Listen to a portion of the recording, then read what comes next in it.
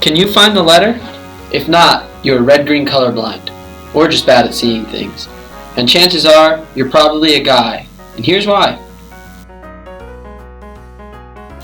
You're probably wondering how we guessed that you are a guy. Well, let's start with thinking about the difference in male and female genes. There's a lot more present than just how tight they are. X and Y chromosomes determine whether you are male or female. Males have one X and one Y, while females have two X's. This means that when the genes unzip, the chromosomes get passed like this.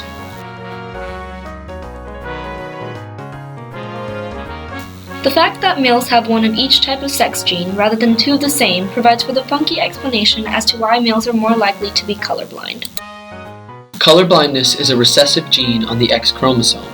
Recessive traits usually require two recessive alleles on the matched chromosome, one from each parent. But since colorblindness is sex-linked on the X chromosome, it works a little differently. Because males have only one X chromosome, if the allele for colorblindness is on that chromosome, that trait will be expressed. Females, however, have two X chromosomes. If only one X chromosome is affected and the other is not, the female becomes a carrier and is therefore not affected. Let's run through the different pedigrees of colorblindness to better understand the way in which these traits are passed on. A regular male and a carrier female yield 50% colorblindness in male offspring and 50% carriers in female offspring. A colorblind male and a carrier female yield 50% colorblindness in male offspring and 50% carriers, 50% colorblindness in female offspring. A regular male and a colorblind female yield 100% colorblindness in male offspring and 100% carriers in female offspring.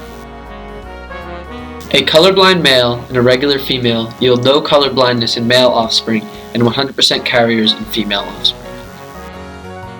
A famous study that relates to the topic is T.H. Morgan's experiment regarding the eye color of fruit flies. The mutation for white eyes is a recessive sex-linked gene on the X chromosome, just like colorblindness. It is therefore passed down in the same way. Let's review recessive X-linked genetics. If the mother is a carrier, her male offspring has a high chance of expressing the trait. If the mother herself expresses the trait, the male offspring will express it as well. Otherwise, they are unaffected. Males will never be carriers. On the other hand, females can only express the trait if their father does and their mother is a carrier or expresses the trait. If this is the case, all daughters of males who have the trait will carry the trait. Another example of a genetic sex-linked disorder is male pattern baldness, also known as androgenetic alopecia.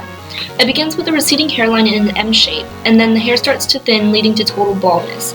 Other examples include cystic fibrosis, hemophilia, and sickle cell disease.